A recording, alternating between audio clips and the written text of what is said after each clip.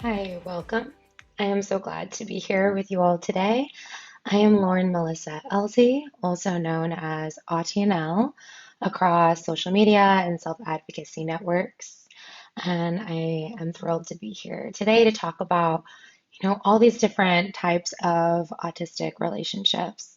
And in particular, today with me, the autistic relationship with identity or self-acceptance.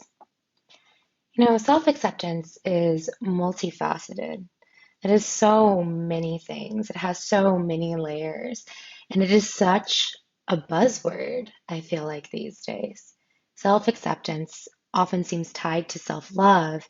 And in the modern day narrative, self-love is something that we're supposed to be able to acquire completely and totally on our own, um, completely and totally separate from what society might even be telling us about ourselves. And here today, in these few minutes, I want to try to unpack what self acceptance can look like as a journey for autistic individuals in a society that doesn't really accept us.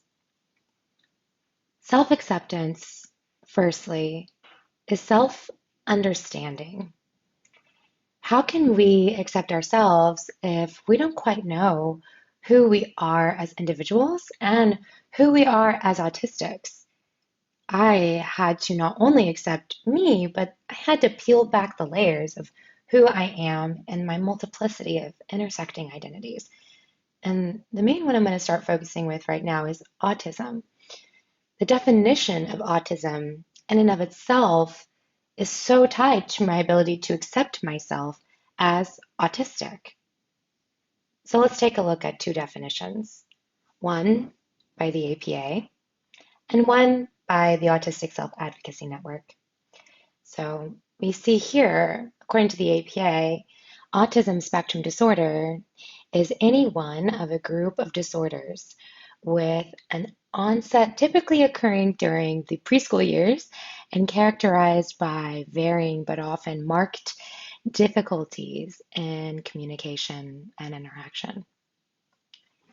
On the other side, we see here from the Autistic Self-Advocacy Network, autism spectrum disability, a developmental disability that affects how we see the world, we as an autistics.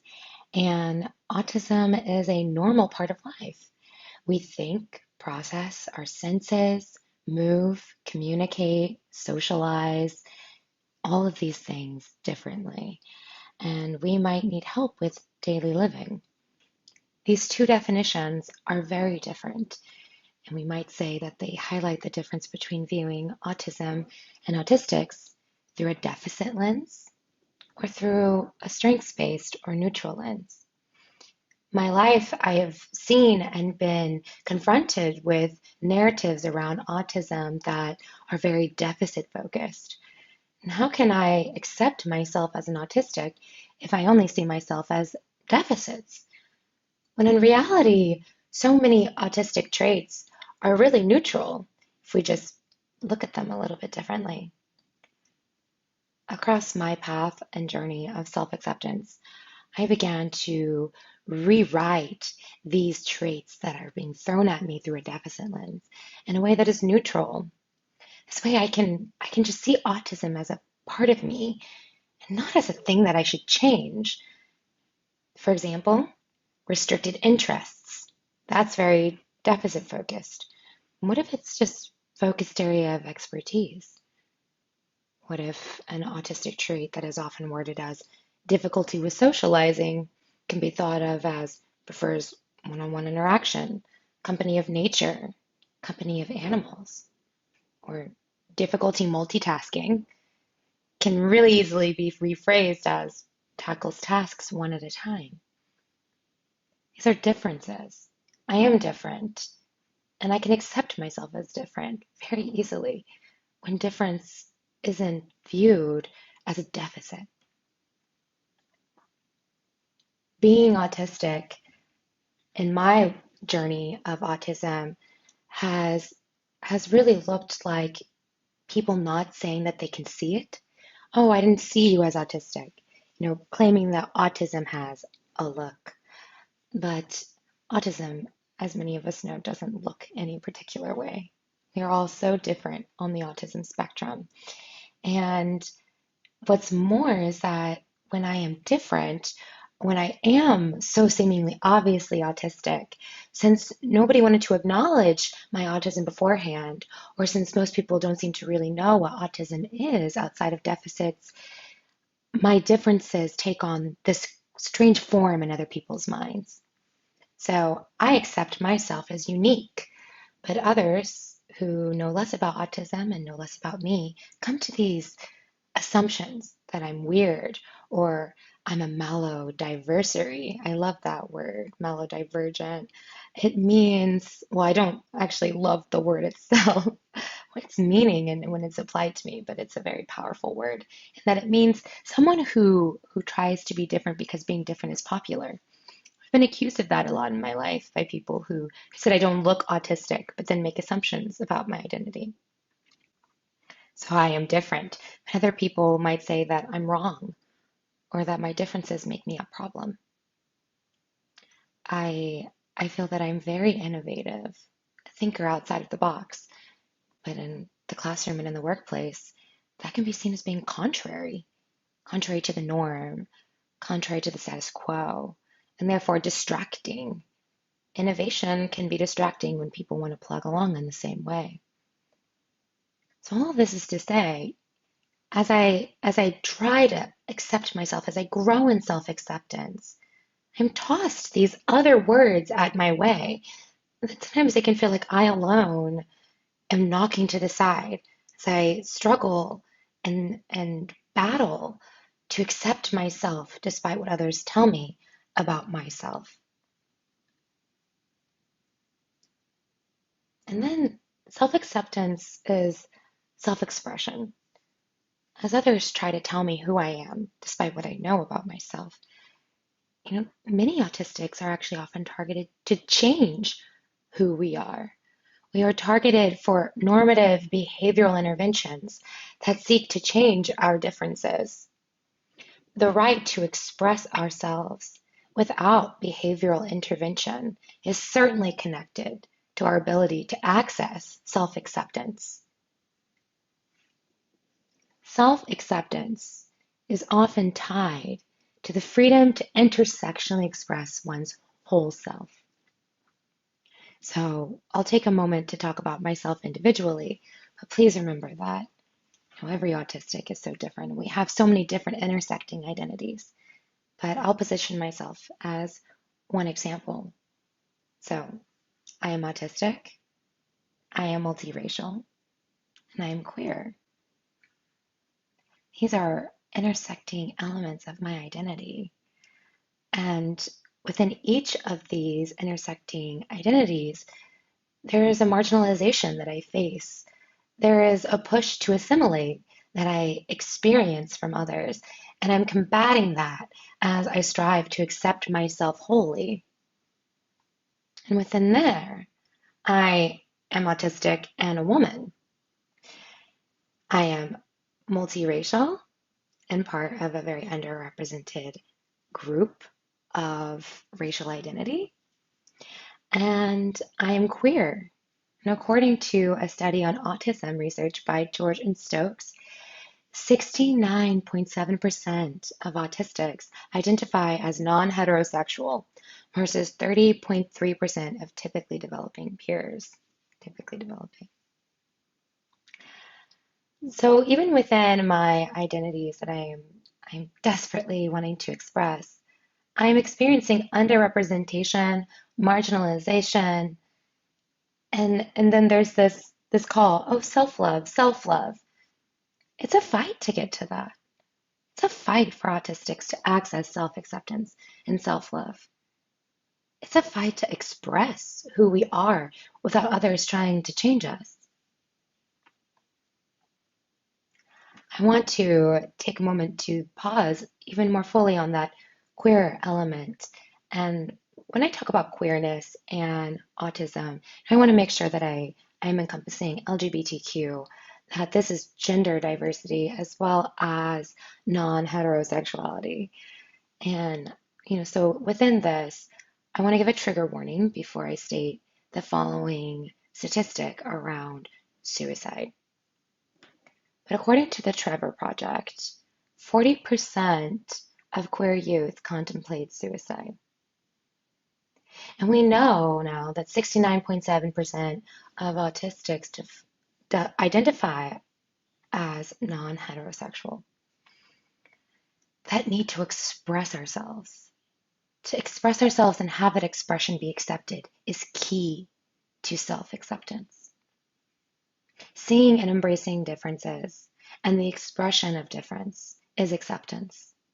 Acceptance is not making everyone the same or seeing everyone as the same. Without the freedom to express ourselves, it is hard to accept ourselves. But once we taste that freedom and are afforded safety to express, we can begin to shout out loud in self-acceptance. Which leads me to my last point, last area. Self-acceptance is self-determination.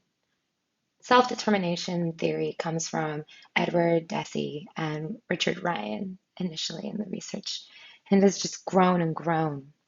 And self-determination is something we talk a lot about in disability communities. Self-determination discusses how individuals need to feel autonomous, competent, and a sense of relatedness and belonging in order to lead lives where we can determine our outcomes. This is a huge deal. Autistics are fighting for self-determination, to lead lives as we see fit, to lead fulfilling lives. Fulfillment is key to acceptance, to self-acceptance. Let's pause and consider autonomy. Autonomy is where we can make our own choices, we can feel a sense of control in where we are going and in our futures.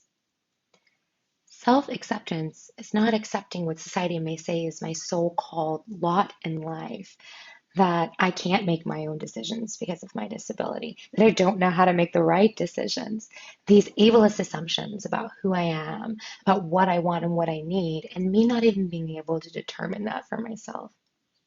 No, we need to feel autonomous in order to feel a sense of accepting of self.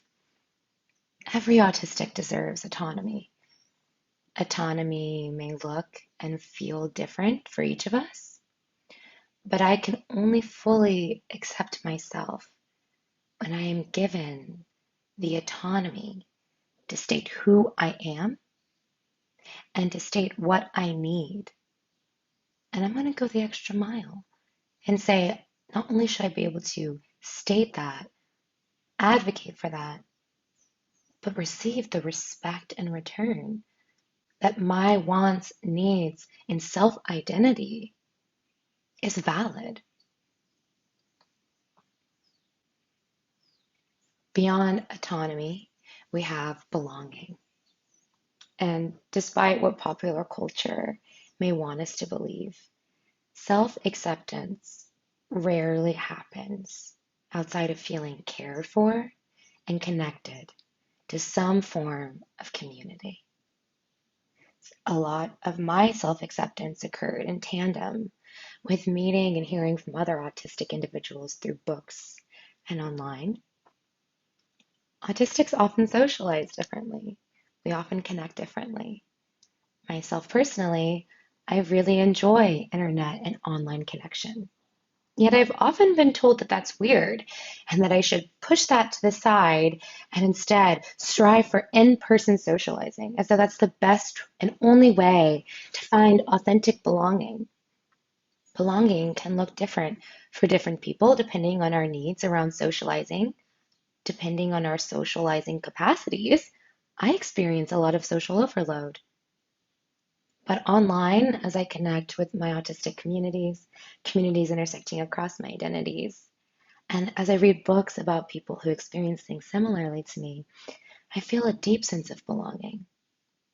Also, as I grow in my ability to advocate for myself, as I grow in autonomy and I have people respecting my boundaries, I do find that I belong more in spaces. The less I have to pretend to not be autistic, the more I feel like I belong in a community because I'm being accepted for being autistic. I want to accept myself, and I wholly accept myself now for being autistic. It's really hard to do that when the voices around you are saying, mask it, change your behavior, be like us. Not you is better than real you. Belonging can be achieved through accepting these differences. And I definitely know that in those online communities and that world of belonging, my growth and self-acceptance flourished. Lastly, here in self-determination, we have competence. So everyone has strengths. The more space we offer autistics to see and embrace and be empowered through our competence, through our inherent strengths, through our developed strengths, the more we can be freed from the overwhelming weight of deficit mindsets. How can I accept myself when I am inherently a deficit? That's just not true. Everyone is different. Everyone has different strengths. And everyone has competencies. Seeing those, embracing those, and feeling empowered by my strengths has been key for me. Discovering and fostering my own strengths in writing, research, storytelling, and design has helped me to foster a healthier relationship to myself. Upon that foundation of a healthier relationship, I have been growing in my self-acceptance. It is discouraging, though, that I've had to do so much of this work on my own, that I've had to seek out so much on my own, my strengths. Of course, we can do that on our own. We truly do need communities rallying around autistics, around so many groups of people, so many individuals choosing to see the strengths. Sometimes it can be easy to look at what we don't like, maybe because we spend a lot of time looking at what we don't like in ourselves. But fostering a strengths mindset of ourselves, fostering a strengths mindset in how we see others, builds up self-acceptance, builds up communal acceptance, builds up strength of identity.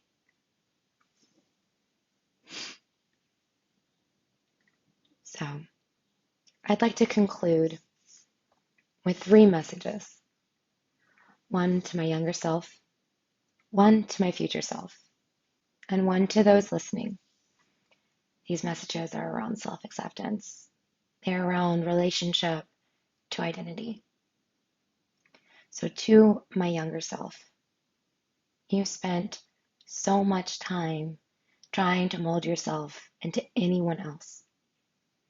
And they may have told you to be yourself, but they never seemed to mean it.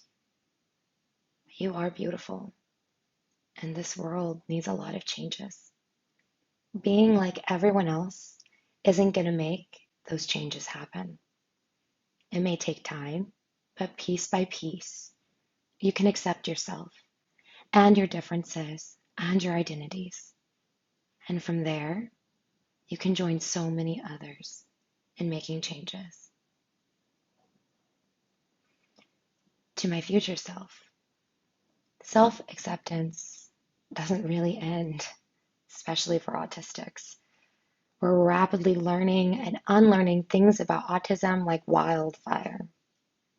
Always remember, self-acceptance is radical because for autistics, it means accepting what others don't want to see.